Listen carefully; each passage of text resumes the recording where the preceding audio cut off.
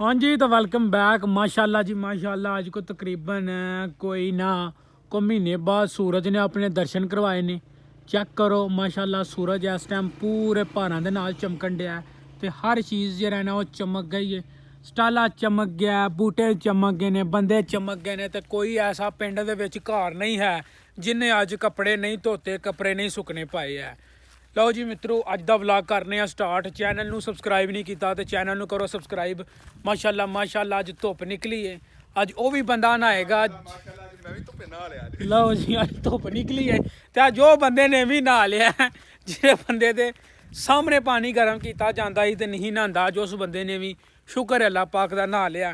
तो असी आए अल्लाह किया पट्ठे वड्डन, तो पट्ठे वड्डन की सख्त जिम्मेदारी जी साढ़े मजबूत कंधियां ते सुट्टी गई है। तो मैं अपने नाल ना पट्ठे वड्डन वास्ते एक स्पैशल बंदा लिया। लो जी, बकरी वास्ते पट्ठे खुले पट्ठे वड्डे जान रहे ने। तुहानूं एक होर गल दसां, इस टाइम ना एह राह बड़ा पिया वगदा है, तो जदों इत्थों साडी पंड वड्ड कत्तनी है ना, उदों मजाल है कोई भी बंदा इतनों लंघे कि उन्होंने असी हत्थ दे के आखे यार पट्ठे चकाइया। अल्लाह कीता मित्रों, जे फेसबुक ते वेखण डे हो तो वध तो वध शेयर करो। फेसबुक ते बहुत ही घट बंदे ने जिन्हें फॉलो किया, तो असल लाइव TV पेज नू फॉलो करो। जी पट्ठे वड्डे ने तो जरा ना पसीना आ गया। अज पहले दिन ही सूरज लग्या है, तो अल्लाह कीता ना ठंड दूर होन डै पई है, तो पट्ठे अल्लाह कीता असीं वड्ड लेने। हुण धरीए उत्ते ते चलीए घर। हुण एक होर भी टेंशन है, फराज नूं टुरदियां होना पैना लेने वड्ड।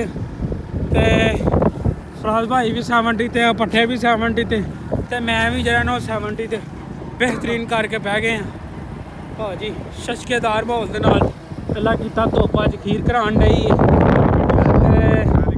हत्थ सौखा होंदा तो हुण एह आह्ली गड्डी लैनी है, सारे काम ही सौखे हो जांदे। पट्ठे लैके ते आ गए, तो पट्ठे लैके आउंदे सब नाल पहलां दसी पढ़िए जोहर की नमाज।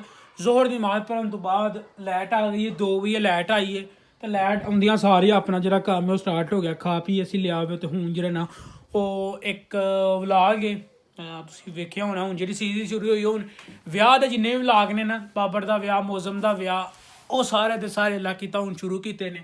तो उम्मीद है कि 3-4 दिनों के सारे के सारे व्लॉग अपलोड हो जाएंगे। मित्रों 2 बजे बैठिया बैठिया टाइम चेक करो की हो गया, 4 बज चले ने मित्रों, चेक करो।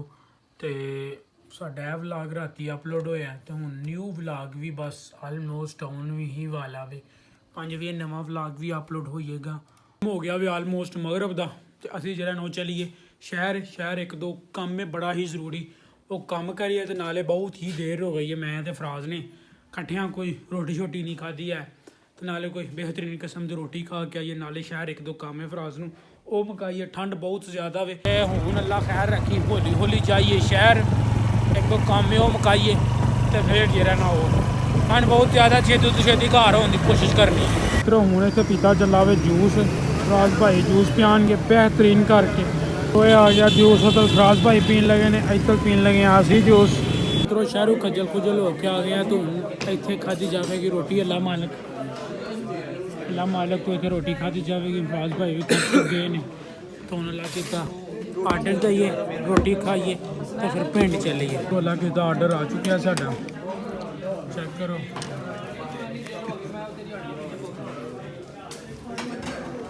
बेहतरीन।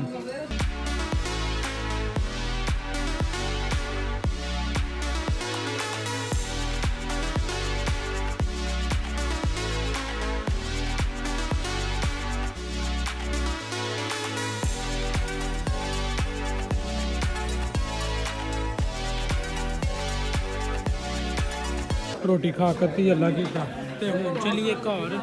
अल्लाह मालक की सर्विस बड़ी भैड़ी है भाजी, बहुत ही भैड़ी है। तो सारे जी कट्ठे हो जाते हैं, पर आर्डर लैन की देन की किसी नहीं जाच है। ड्रम्मा वाला चौंक तो उत्ते खलोती एल, इधर सिटी प्लाजा ते अल्लाह मालक इन्हां दी खाना बेहतरीन ही, सर्विस इन्हां दी 3rd क्लास सर्विस। क्यों भराजिया? सर्विस इन्हां दी 3rd क्लास है, बाकी सही है काम सारा। लो जी मित्रों, अल्लाह खैर रखी, असी आ गए हैं घर। तो ठंड अखीर करान डई, अज धुप लगी है, पर वो बावजूद भी ठंड बहुत ज़्यादा वे। आके मसा हिम्मत की है कि नमाज नमूज पढ़ लीए, शाह की नमाज पढ़ीए। टाइम जो तकरीबन को 10:30 का हो गया वे। हुण 2 वीडियो नू एडिट करनियां ने, एक वॉइस ओवर देना वे, ਤੇ ਫਿਰ ਸਾਡਾ ਜਿਹੜਾ ਕੰਮ ਹੈ ਉਹ ਕਲੀਅਰ ਹੋ ਜਾਏਗਾ, ਫਿਨਿਸ਼ ਹੋ ਜਾਏਗਾ ਕੰਮ ਅੱਲਾ ਕੀਤਾ। ਲੋ ਜੀ ਮਿੱਤਰੋ, ਇਹ ਸੀ ਅੱਜ ਦਾ ਵਲੌਗ। ਉਮੀਦ ਕਰਾਂਗੇ ਕਿ ਅੱਜ ਦਾ ਵਲੌਗ ਆਇਆ ਹੋਏਗਾ ਤੁਹਾਨੂੰ ਪਸੰਦ। ਵਲੌਗ ਪਸੰਦ ਆਇਆ ਤੇ ਅੱਗੇ ਸ਼ੇਅਰ ਕਰੋ, ਚੈਨਲ ਨੂੰ ਸਬਸਕ੍ਰਾਈਬ ਕਰੋ, ਵੀਡੀਓ ਨੂੰ ਵੱਧ ਤੋਂ ਵੱਧ ਸ਼ੇਅਰ ਕਰੋ ਤੇ ਫੇਸਬੁੱਕ ਤੇ ਜ਼ਰੂਰ ਫੋਲੋ ਕਰ ਲਿਓ। ਮਿਲਨੇ ਆ ਤੁਹਾਨੂੰ ਇਨਸ਼ਾਅੱਲਾ ਨੈਕਸਟ ਵਲੌਗ ਤੇ। ਰੱਬ ਰਾਖਾ। ਤੇ ਠੰਡ ਬਹੁਤ ਜ਼ਿਆਦਾ ਹੈ, ਰੱਬ ਰਾਖਾ।